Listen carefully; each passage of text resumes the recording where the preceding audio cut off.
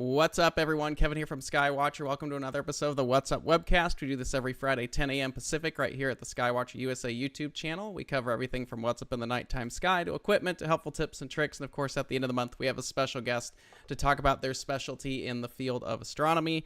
It is the end of July. No idea where the year's going. But we do have our special guest on today. But before we bring him in, if you guys like what you see here, please give a like, subscribe, the typical YouTube blah blah blah blah stuff.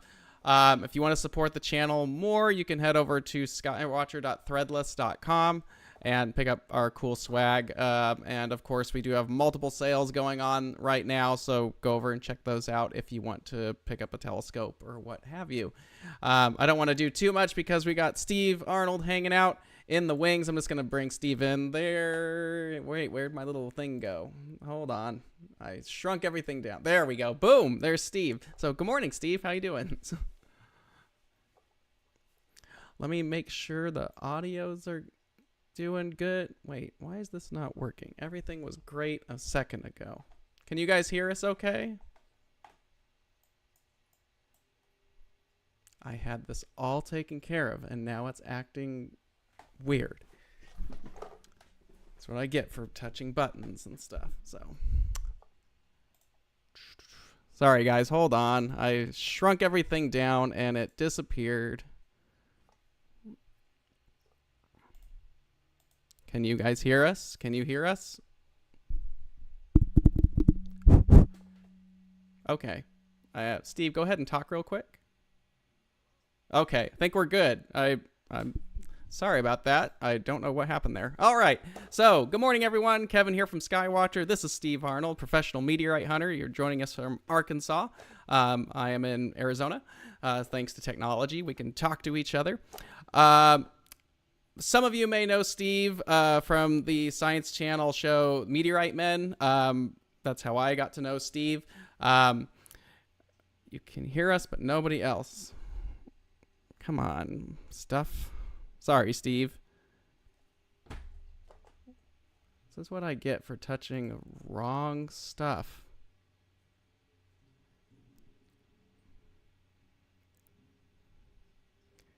This is really obnoxious. Everything was going great a second ago. I'm just going to flip to this screen. Okay, Steve, try that. Okay, trying this. Okay. Any better? That should be better. I don't know why it didn't like this. So let me go ahead and switch off this. There's Steve. I'm going to make myself disappear. This is what I get. So, okay. Yeah, we started so early too. Yeah, that we usually have people on 10 to 15 minutes beforehand, work all the audio out. I had everything and I minimized it, and that's what I get for touching literally anything. So my bad. So I'm trying to get myself to disappear up here. We're giving people a chance to get in that are running late today. All right. I don't think Steve will be able to see me because I had to hide myself, so I apologize for that.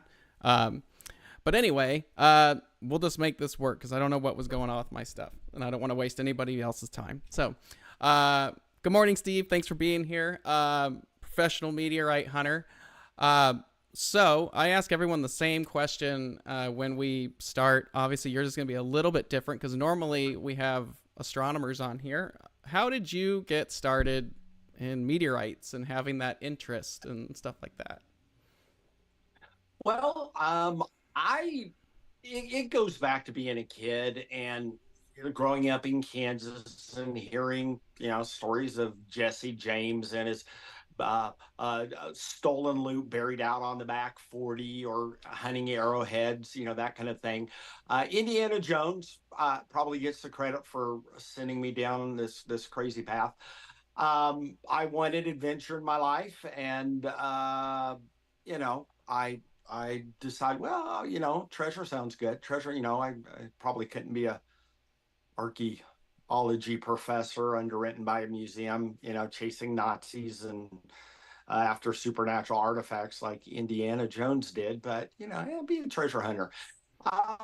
Most treasures seem to be, um, the good stuff, gold or silver, metal. Even if Jesse James buried his lockbox, he probably, full of cash, it was probably metal. So I got a metal detector. I started researching places to find meteorites, and ran across a story very early on about a lady who found some meteorites and sold them, and was able to pay off her farm's mortgage back in the 1890s. And it was like, oh, meteorites. I think they got metal in them. I think they're worth money. And sure enough, they are. And I started hunting for and finding meteorites. And it's like, yeah, why go get a real job? It's too much fun. Thus the hat as well. So you need to be on Yes, just brand. to have. So All right. that's pretty cool because my family loves Indiana Jones. I grew up watching all of them. I don't know how you feel about the newer ones. It's a bit of a Right. hit and miss. That's another conversation there. It's something. It's something. It's like, I don't know. The second one really disappointed me, and so nothing can be that bad. So, you get not. I guess maybe it was easier to suspend my disbelief when I was younger. But so if you start thinking too logical about any of it, it'll it'll mess you It's up. So it's it's okay. fun. Just take it for what it is and enjoy the 2 hours of adventure somewhere in the world and go for Right. it. So, It's like a Taylor Swift song. Whatever she makes, people will take it. yep. And as long as you enjoy it, that's all that matters. Uh, So I think I'll just start with the big portion of it because I think the majority of people probably know you from your work on Meteorite Men. I didn't know if you could elaborate that a little bit. I know it was you and your co-host Jeff Notkin, who I've met multiple times. Haven't had him on, but have met multiple times. Um, did you and Jeff know each other before then, or did the show kind of bring you guys together? We did know each other. So it was like 12 years before the show, maybe 11. The show was over 3 seasons, so it really stretched out pretty much over 4 years. And then reruns forever. The So we met each other back in the AOL days, when you had a profile on AOL, and you could list your name if you wanted, where you were from. Like, there were like 8 little categories. It wasn't that big of a thing, but hobbies was one of the things. And I did a search back then of anybody that had the word meteorite in their profile, and 8 people showed up in America. And so I sent emails to all 8 of those. And Jeff has a chapter in his book on this. That's really cute. One of his books that's actually kind of cute about recounting this. But this, as he said, that was back in the day when you were excited about getting an email from someone you didn't know. mm-hmm. The term spam didn't exist, and you're like, oh my God, someone I don't know has sent me an email. What is this? Yeah. And so he was excited to open an email from a stranger, and it was me. And I just kind of, as I noticed you had the word meteorite, and I hunt for meteorites. And he said, I do too. And I had mentioned I had, in our correspondence back and forth, had mentioned that I had recently returned from Chile on a hunt where I went down by myself, and I was wanting to go back, and I needed someone, or I was hoping to find someone who knew how to speak Spanish. And he said, "Well, I know how to speak some Spanish." His definition of some Spanish was not, taco, burrito, enchilada. That's about it. But I said, "Well, hey, you want to go?" And he said, "Sure." And so I met him face to face. I talked to him one time on the phone, and I met him face to face at the Santiago airport.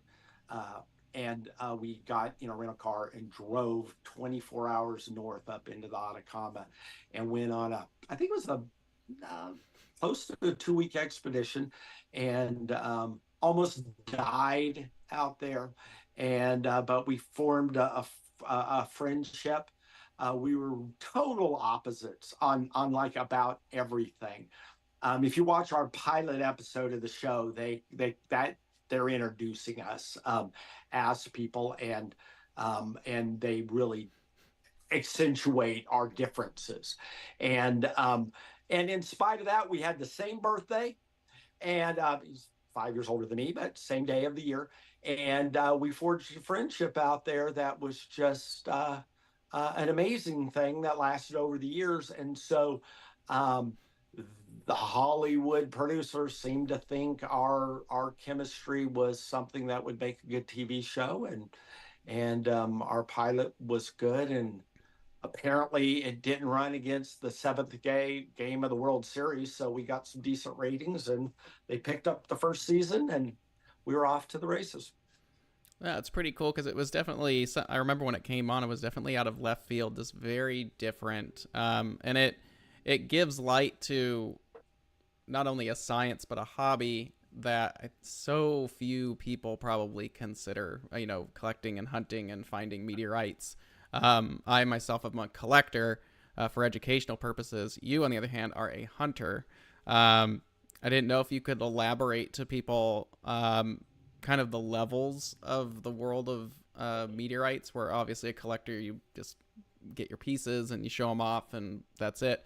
But you were saying when we were talking earlier beforehand, there's finders and then there's hunters. If you wanted to Right. elaborate that a little bit more.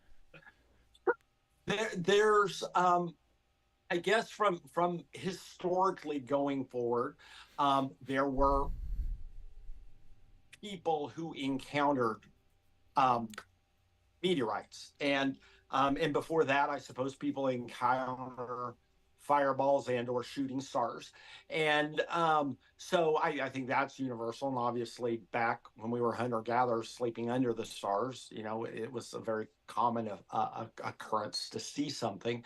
Um, Museums started to get into the picture of collecting, which usually was centered around some curator that had an interest, where many, many, many other curators in other museums didn't care. Um, there started to be research, and that started to move into like academia, where people, would research for, I suppose, for funding and whatnot. So there was an interest that overlapped a lot with the museums and national collections, and then there were some wealthy people back in the 1800s that would buy just because they collected curiosities. I don't know when the first meteorite exclusively didn't collect coins, didn't collect anything else, just meteorites, but that evolved.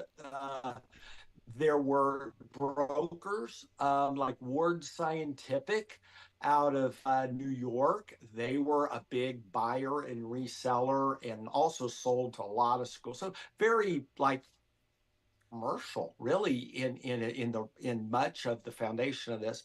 Science and meteoritics really started back in the 1920s, and there was a guy by the name of Harvey Neininger out of McPherson, Kansas. He was a teacher. He was walking home one day, a fireball went over, and he had chalk in his pocket from the chalkboard. And on the sidewalk, he scratched where he was standing and the angle. And he said, "I'm going to go find that." He chased after it, never found that meteorite, but in pursuing that, ran into two farmers that had found two other meteorites in the vicinity where he was looking. And so he acquired those, and that launched him into this passion. And he as and in 1930, he there was a fireball that dropped a big, like 800-pound rock in Paragould, Arkansas, and this was like January of 1930, right after the stock market crash of 29. And he went to there, and he borrowed money from a local banker friend, $3,000, which in 1930 is a lot of money. Bought that rock, flipped it in a month to the Field Museum in Chicago for 6,000. Paid the banker back. He had $3,000 cash. Decided to quit his job um, as in a government institution, a small college, but nonetheless, it was a paycheck. Quit his job to join the entrepreneurial markets at the beginning of the Great Depression. And I claim that that was the most valuable meteorite ever found because it did send him off, and launched. He's our patron saint, really, from the hunters. He brought over 600 meteorites to science, and it was like half of all meteorites during his life came through him. There were a couple other guys, Oscar Monig down in Fort Worth was a contemporary of his. They did field hunting, and then he got in a fight over the Norton County meteorite in 1948 that fell Norton County, Kansas, technically over the line in Nebraska. That was a 2,000-pound meteorite. Nininger tried to buy it. Lincoln La Paz from the University of New Mexico teamed up with the University of Nebraska, and they bought it in a bidding war with Nininger, and they got it. And those two were kind of at odds. It was kind of academia versus the private sector. Even though Nininger was a doctor, even though he did have his formal educational training and research. He wrote research papers and stuff. But he was doing it for profit, as if the guys in the institution weren't getting a paycheck for their job either. So, and then the Institute of Meteoritics really grew as a interested buyer in meteorites and acquirer of meteorites going forward. And then the two of them, even though they were at odds with each other, were co-founders of the Meteoritical Society, which now has blossomed into hundreds of researchers that some of them exclusively hunt or research meteorites. Many of them are in other disciplines and they kind of dabble over in it. And then there are people who accidentally run into meteorites or meteorites run into them. 1954, Ann Hodges was sleeping on her couch in Sylacauga, Alabama, when a meteorite cracked, 8-pound grapefruit sized rock smashed through her roof and whacked her in the hip and made her famous as the first documented person ever hit by a meteorite. So she didn't go after the meteorite went after her. And that historically was really luck played a role. Yeah. And then there were people like Bob Haig, who was my hero and is to this day. Early on, he covered the gap of doing a lot of the private hunting and supplying both institutions and private collectors. And a lot of institutions, they have their meteorites because some private individual took the time and the money to acquire a collection, either hunting themselves or buying from other finders. And then, yeah, then there's people who do it a little bit as a hobby. And then there's a few of us that do it more of a vocation rather than an avocation. Mm-hmm. Does that cover everything? Boy, I think so. Yeah, maybe we need more than an hour. I was going to go, what are we going to talk about for an hour? And here we are. Yeah.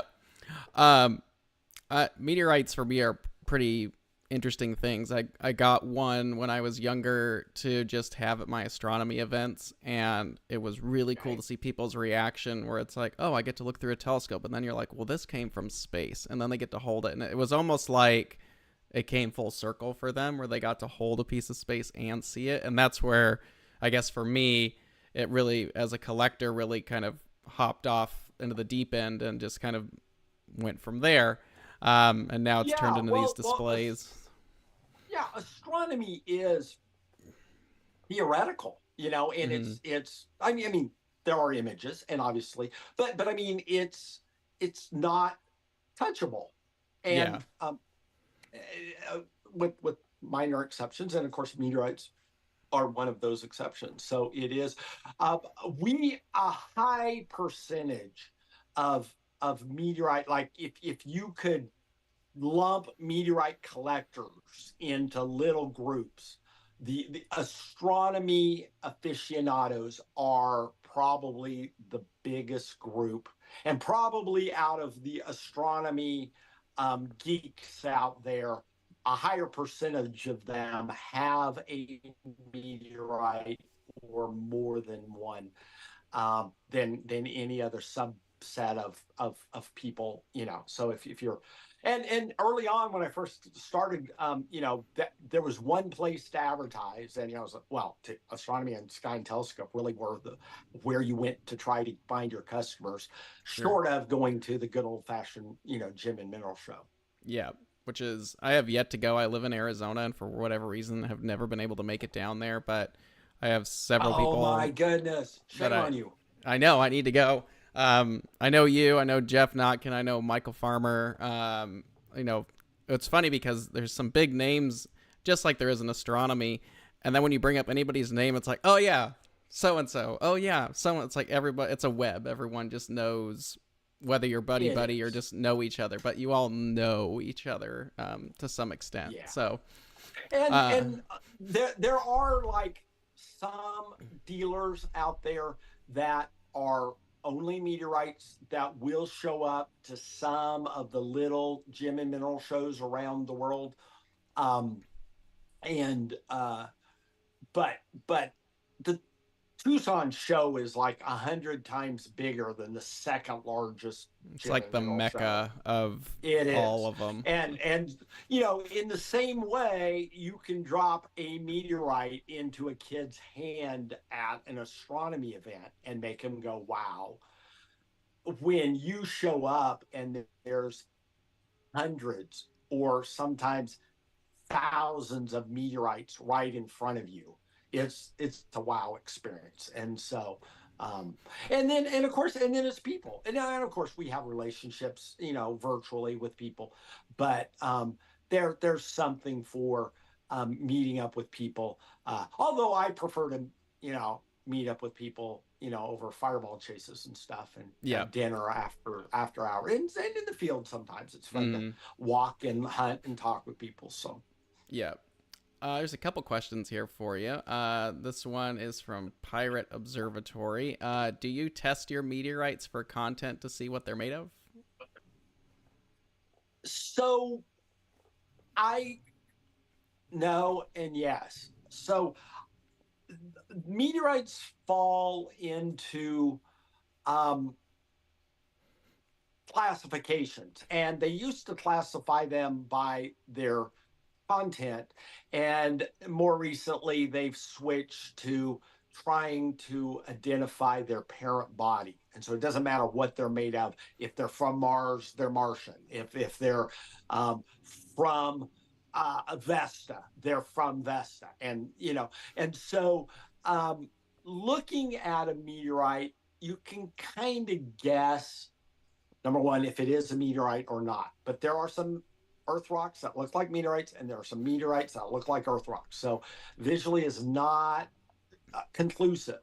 Um, but unless it's from a known location, like in a stream field, a 3 square mile area where 20 rocks have been pulled out, and one of those have already been tested and it looks just like it, pretty much everything that comes in goes to a laboratory and gets third party verification, and that helps in the credibility uh, when someone's buying, because they're not taking me as a seller's word for it. If you're a collector, you're not, and you want to turn around and give or sell your meteorite down the road, it's not leaning upon you. You've got the third party documentation. It also allows new specimens to get tested. And some of these things don't look like they're special, and they turn out to be quite special, meaning there are research out there that want to study it and really go into, especially if it turns out to be a rock from a brand new parent body. Yep. Or sometimes if it's a rare parent body and it can help someone who's doing, like, they need 5 or 6 different meteorites from that parent body to get a little variety, then they'll want a piece. So that helps. The barter we do is we give them 20 grams and they give us a documentation that it is real, what type it is, and an official name, and that is published, and that's our trade. And so we have a symbiotic relationship with the science field, that a lot of other fields of science and recovery don't enjoy. You know, a lot of artifacts, and even natural things. If you take them out of the context of where they're found, you lose information. And Mm-hmm. so a lot of the academics are kind of don't like the amateurs. And fortunately, there's a couple archaic scientists out there that hopefully will, one day purge themselves from uh, places of influence. But most of the scientists realize that we bring stuff to them on a silver platter, and it's a heck of a lot cheaper to bring a meteorite to a lab than it is to send a rocket out to space to get something and bring it back. And Sure. they're doing that, but very limited. Yeah, and obviously there's, when you want to go to Vesta or a planet or planetoid or whatever you're researching, you'd like to know what you're maybe aiming for at that point, Sure, where it's like, hey, oh, okay, sure. we have pieces of it here. It would be great if we could go up there and absolutely 100% confirm that, okay, we have a piece from here and a piece from here, and great. So, Yeah. but yeah, I know there's, particularly when you start getting into like stony meteorites, someone was asking if a lot of the meteorites are iron, which I can answer that. Actually, most meteorites are stone, but stony meteorites, which are the most common, um, they look a lot like an Earth rock. I have a little piece of Los Angeles Mars meteorite, and Right. you look at that, and it's like, man, if you drop that in the gravel, you're done. Like you Yeah. wouldn't have any clue. So, um, but yeah, let's see if there's another question. There was one in here for hunting. How No, common? interesting. Yeah, Let me jump in on that yeah, comment yeah. or the question on. So when you go back like into the 1800s and look at the exhaustive list of known meteorites at the time, half of them were irons, and all the big ones in museums were irons. Mm-hmm. So people and the irons, especially the big irons, the ones the size of a washing machine or whatever, the real wow ones or and bigger. Those are museums love them, and no one's going to walk off with them, and no one's going to break a piece off. And so many people have that as kind of their paradigm of what a meteorite is. But Absolutely. really, iron meteorites there are only like about 2% of them now, and only 1% or so of Witness Falls are irons. So they're so rare, and they're the core of asteroids, and so they're all metal, and they're about 90% iron, 10% nickel. Got a fraction of a percent of trace elements in there. But in even stone meteorites, usually 95% of stone meteorites will have 10% metal or so in them. And Mm-hmm. it's still that nickel iron alloy. So it's enough to make the rock attract to a magnet. Um, and that is how the nickel and the iron blend is not, with like one known exception on the earth, it doesn't have, and not in the percentages like it should. So if a rock has iron and nickel, it's almost for sure a meteorite. And Mm-hmm. so sometimes you can't see it, and sometimes you can't detect it. And then there's 4 or 5% of the stone meteorites that have um, no metal in them, and so you have to resort to visually identifying something, or something crashing through the roof of your house. If it Yeah. didn't have metal in it, you go, it's maybe a meteorite. So Um, when there's another question here that's related.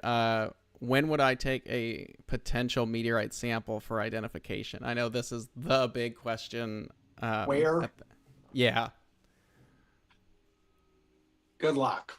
yeah. Um, there right now there are more meteorites. Um, there are more meteorites that are. Did I lose you? Nope, still here. Okay, good. Sorry, had a No, you're good. phone call coming in. Rude people.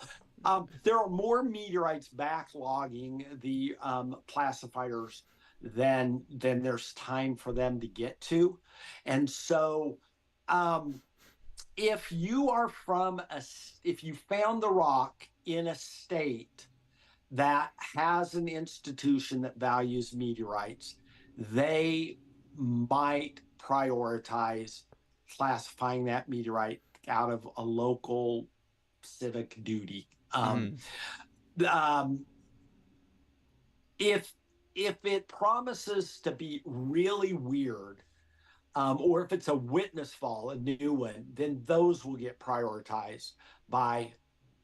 There's not a shortage of people who step up and do those.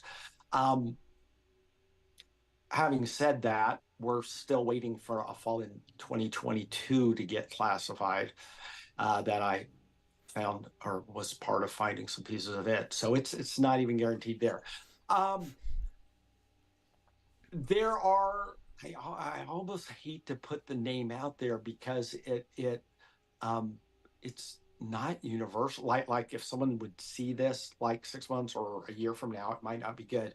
I know the University of New Mexico, the Institute of Meteoritics they used to do testing, and maybe they still do, for like $200.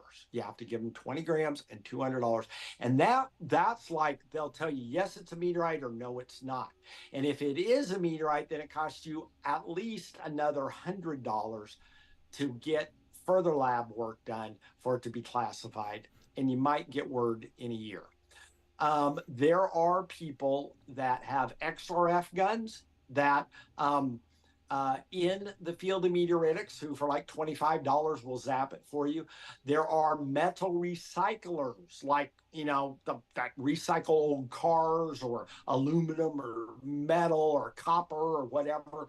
And they sometimes will have these $50,000 little ray guns that they put up against, and it will give the contents of the little spot it zapped.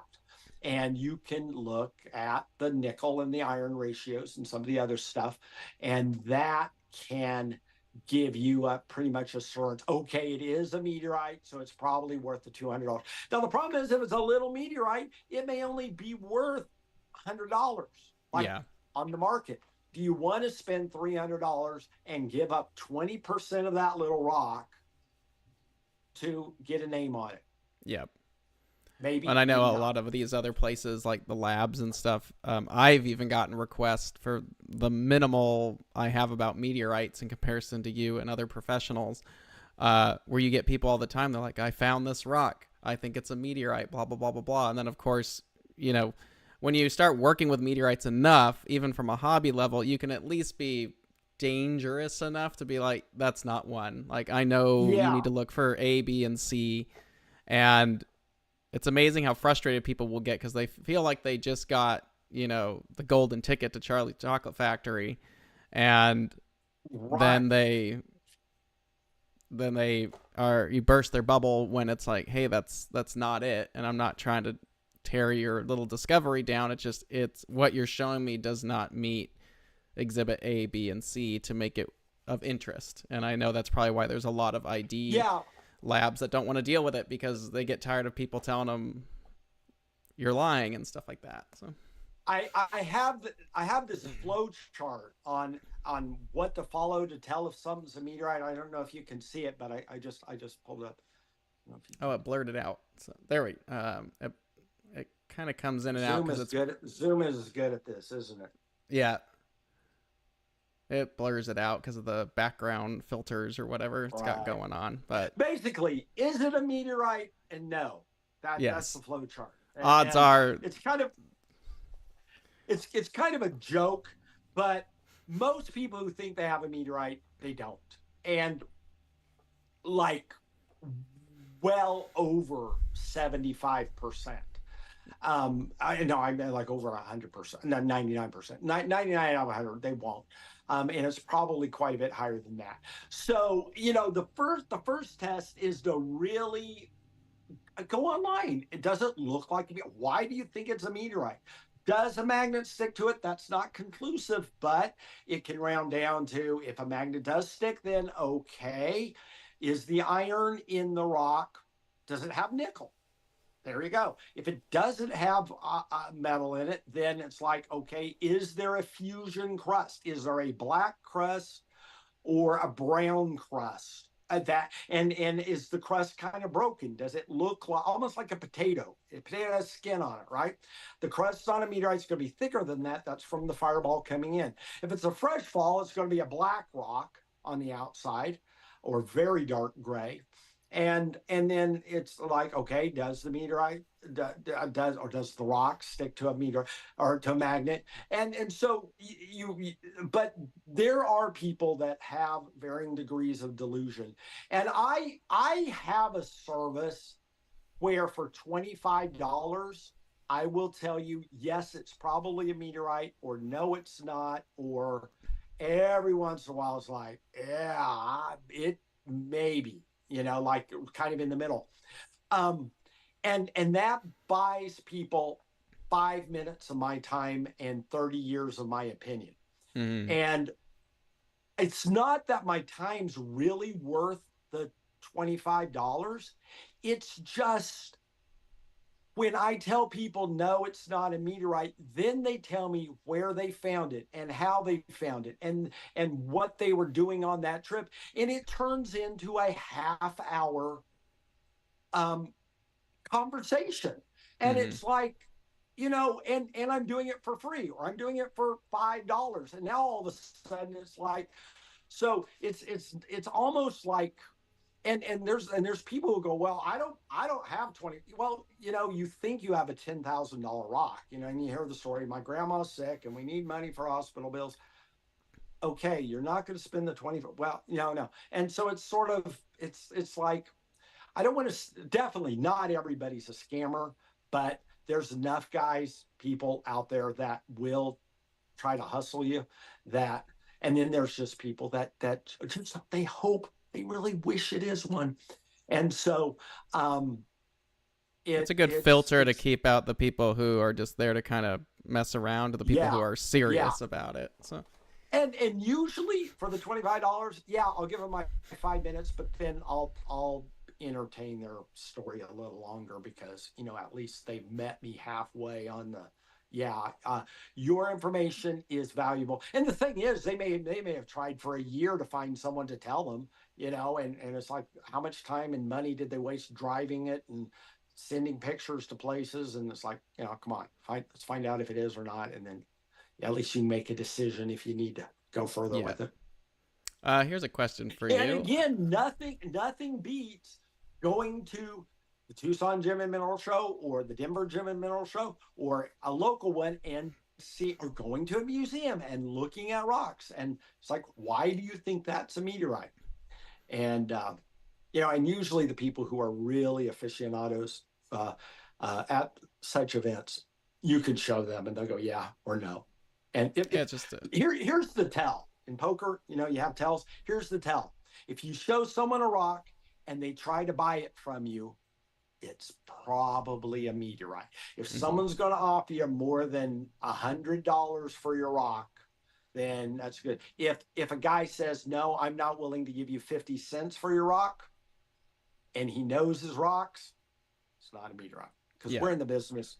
I mean, I'm not exclusively in the business of buying and selling, but I'm not going to invest money in something unless I'm really sure. And Yeah. oftentimes I won't, unless I'm 100% sure, until I won't give someone money until after the test comes back. Sure. Valid. It is one. No, so it comes up a lot. So here's a question Yes, for you from Jeff. What is the largest meteorite you have ever found? How large was it? Any details on it? Yeah. So the I started off with a little handheld detector, and some hunts were visual. And like a fresh fall, rocks are sitting on top of the ground, that kind of thing. But in 2005, I acquired a new meteorite hunting detector. And it wasn't exclusively for meteorites, but instead of using a metal detector with a little coil, my coil was 8 feet wide, and it soon grew to be 20 feet wide.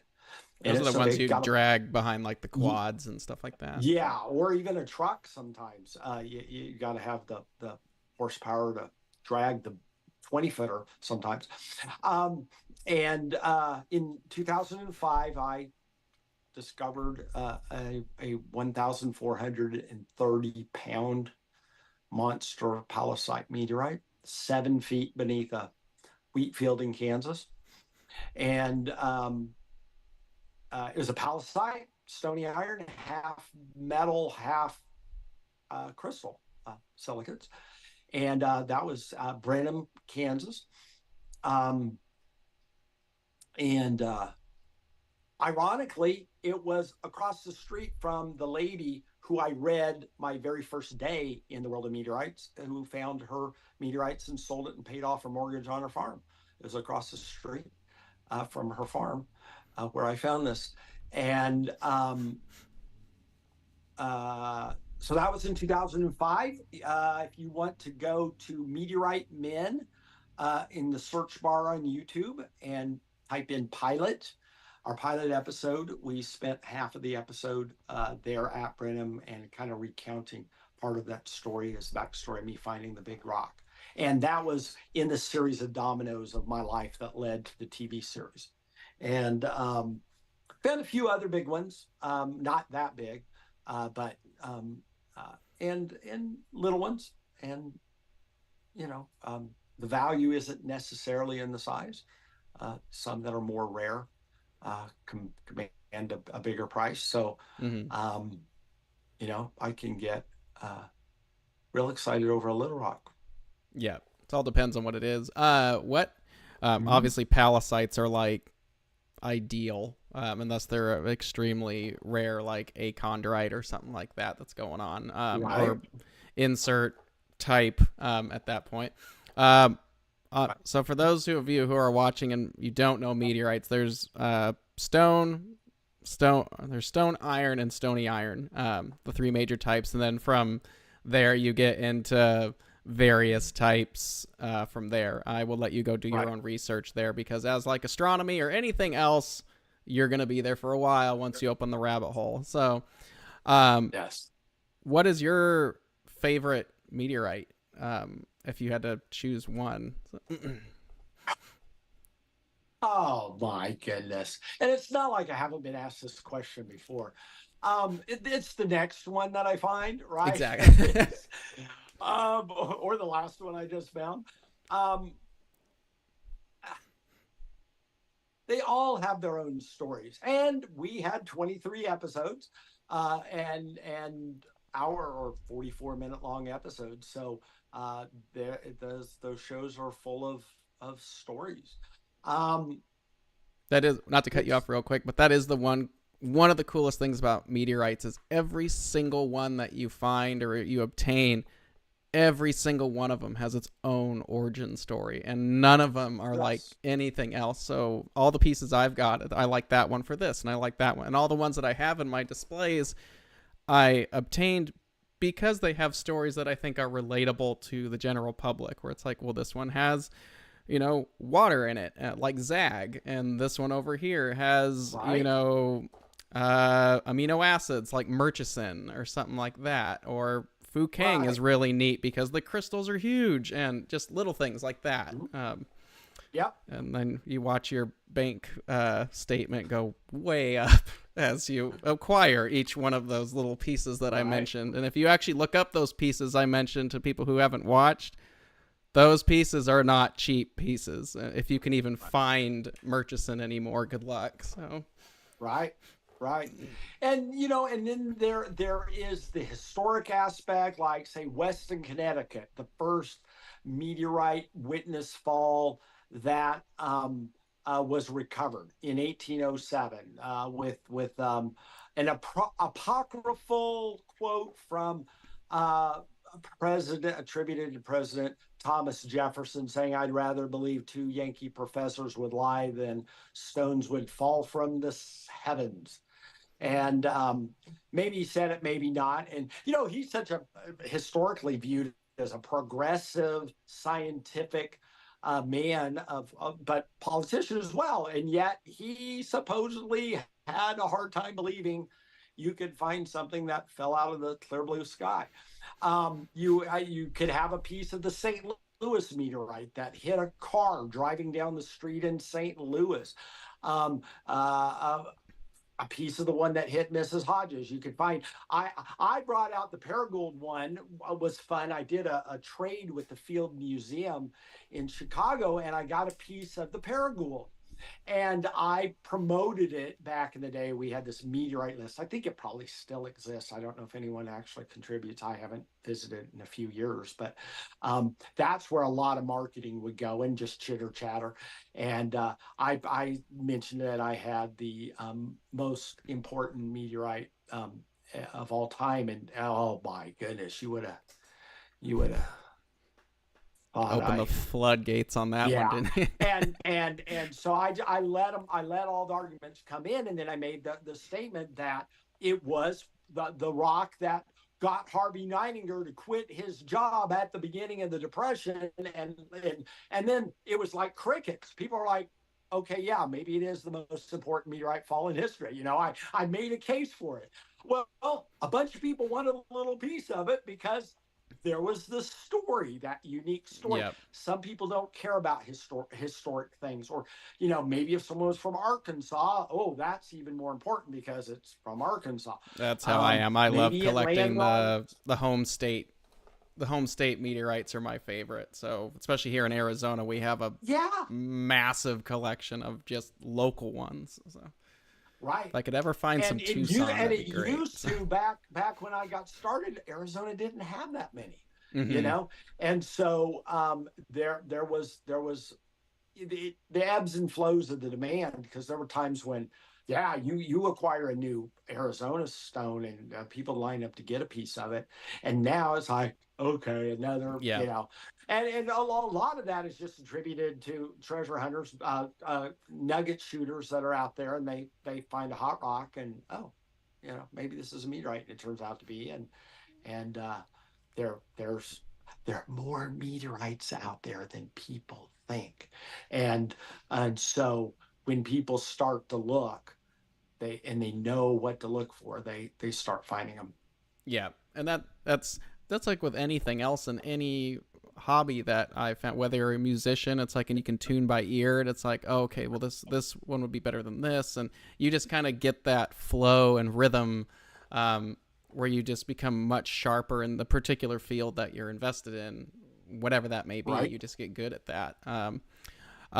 We only have like 12 minutes left. We blew through it. There's a couple little questions in here I'll throw to you, see if we can like cram them in Sure. there, and then I've got one for you. How do they determine if it's from Mars or wherever the parent body might be? So. Chemically, it matches up. Originally, the Viking lander in the 70s sent back data, and it matched up perfectly with some of these achondrites. That's a subset of the stony meteorites. Ones with chondrules are chondrites, and ones without chondrules.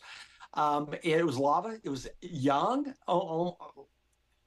A billion, under a billion, like that. Well, how many volcanoes are there in our solar system? It's Earth or Mars. So it was they kind of guessed, but then when the Viking landers, it matched up, and then now we definitely, in a lot of fields of science, you will have scientists that don't agree on certain things. It's still sort of, in the world of meteorites, when the scientists say it's moon rock, or it's Mars rock. 100% of the researchers agree. There's Yep. no question about it. We've been there and we've got the data. I've got the receipts, so I can show you. So, Yes. Yes. let's. And it makes sense. Mars is closer to the asteroid belt. It has less of an atmosphere. It's been whacked. Rocks get blasted off. They work their way to the sun. We sweep them up. It's logical. That much more with the moon, right? Yeah. Look at the moon. It's full of craters. A lot of that crater rock is on Earth now. It's a short little ride in comparison. So, are there any places on Earth with the greatest concentration of meteorites? North or southern hemisphere, the poles, the equator? Nope. Yes and no. If you want the short answers, they all fall randomly. Of course, if you are near a place where a giant asteroid exploded into tens of thousands of pieces and spread it out over, say, a 20-mile by 1-mile stretch, there are more meteorites in that 20-mile by 1-mile stretch than probably anywhere else on the Earth. But it's all from the one fall. There are certain areas on Earth where, like the Atacama Desert, they say there's part of that desert, and you can refer to that in our San Juan episode of Meteorite Men when we went there, 40 million year old surface. And they've had like no rain in 40 million years. And so every rock meteorite that has landed in the last 40 million years is still sitting there. Here in the US, we've had glaciers come through less than 10,000 years ago and wipe the slate clean. So yes, there's older surfaces that have preserved meteorites from long ago, and some way long ago. And so, yeah, do your research. The answer is yes and no. Real quick, just to wrap it up, for someone who wants to get started in collecting meteorites, what would you, because collecting is obviously much easier than hunting. But for someone who wants to get started into meteorites, what would be your recommendation? Because I know for me, I really dove into it and did a lot of reading and learned about the stuff, and the show was a big help. And it's almost like you open the door and then all these other little, wormholes come out of everywhere that you can just descend through. Right. So are you asking on how to buy or how to hunt? Let's just do it for the general public. So buying, if someone wants to just start their own little collection, what would you recommend looking for and getting started with? Do a little bit of research and find out what you don't want and what you might want, and then find out why you want it. Some people are really attracted to things that are aesthetics. Well, you can have a slice of the same rock, 2 slices, and you might like one a lot better. The market might like another one better and value it higher, more competition for it. Find out what you want, and then buy from a reputable dealer, one that's been in business. There is an organization called the IMCA, which is a little bit, you can become a member, and they have kicked people out for being dishonest. So just because someone's an IMCA member does not automatically mean they will rip you off or not rip you off. But that's a help. eBay is not a bad place, and there's some Facebook groups where the aficionados go. If you buy something at auction, on one hand, you're the sucker who paid the most, but you only paid a little bit more for something. It was something you want, okay. If you can talk to a dealer and you're interested, tell them what your budget is and let them say, well, this is what I got, and this this is the best deal I can do on this one, and buy something, and odds are it's not going to be your last. So I also recommend people, if you're going to buy one, don't spend a whole lot on your very first one. So, when the electric bill comes due, you're not tempted to sell your first one. So if you can spend under $50 on your first one, that's very smart, right? Yeah, that's what I did too. Story.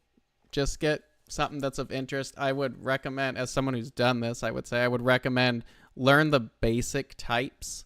like stone, iron, Right. stony iron, and then learn maybe some of the subclasses and figure out, oh, I really like pallasites, which unfortunately for you, you Right. picked one of the most expensive ones of them all.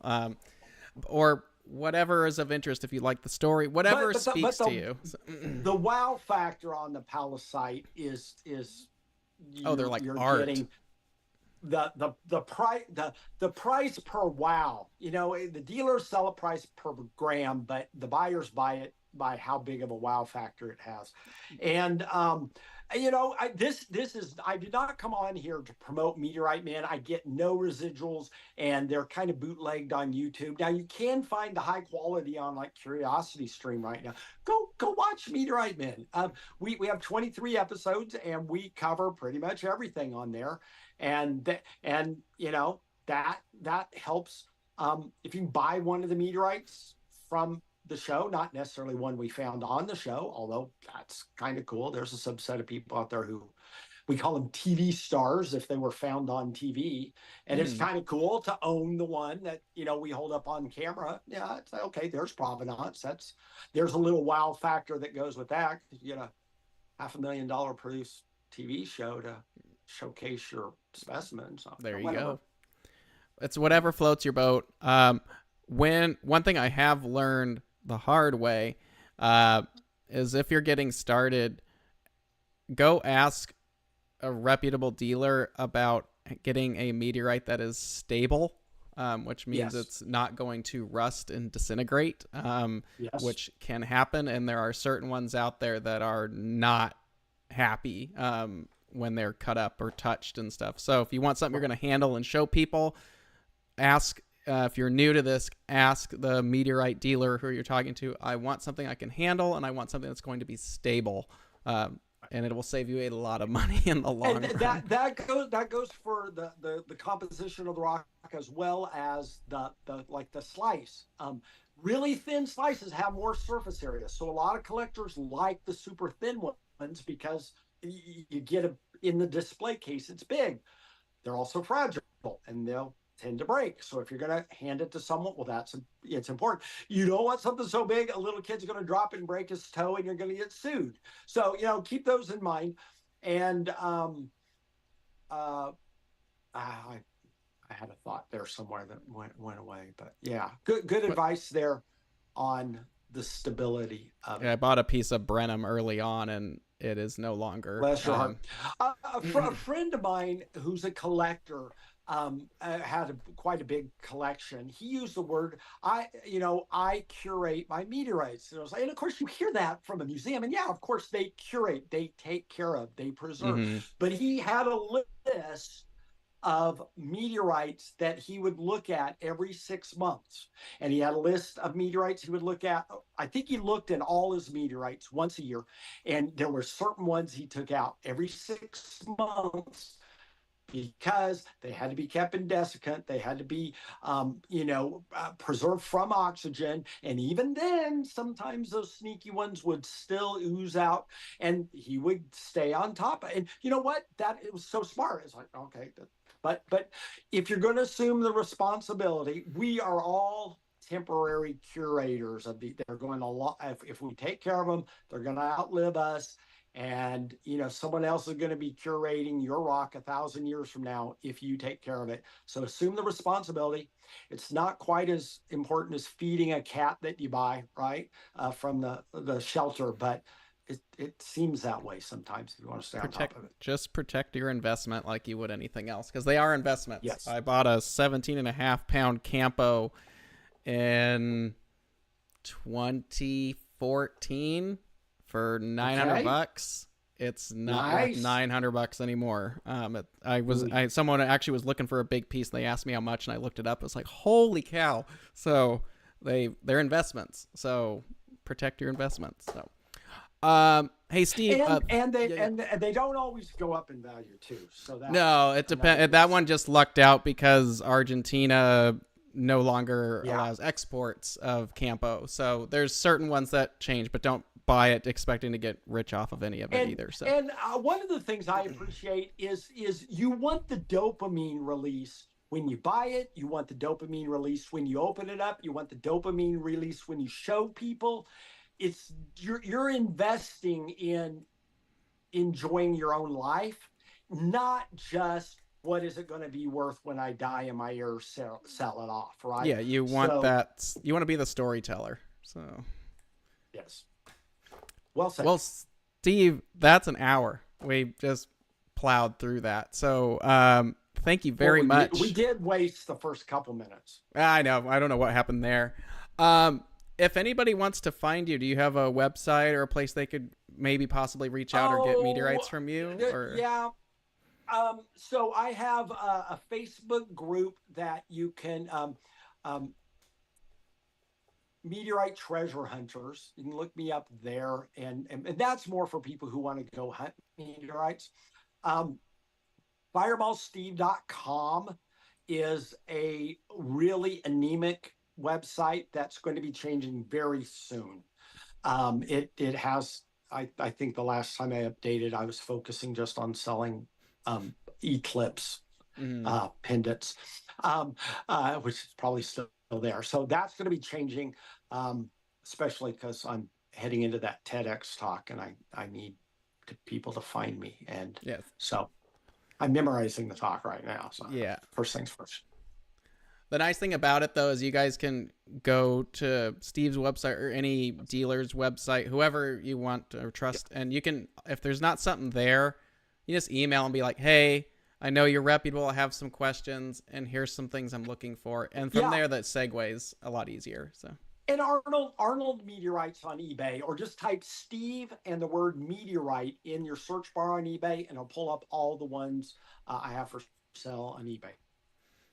Well, Steve, thank you very, very much. I appreciate your time. I know you're busy. Thank you, everybody, for watching today. We will be back next Friday for our What's Up for the month. Other than that, please have a great weekend. Clear skies. There's a rock right there. And once again, Steve, thank you very, very much for your time and spending it this morning. So, all right, guys, we'll see you next week. Take care. Have a good weekend.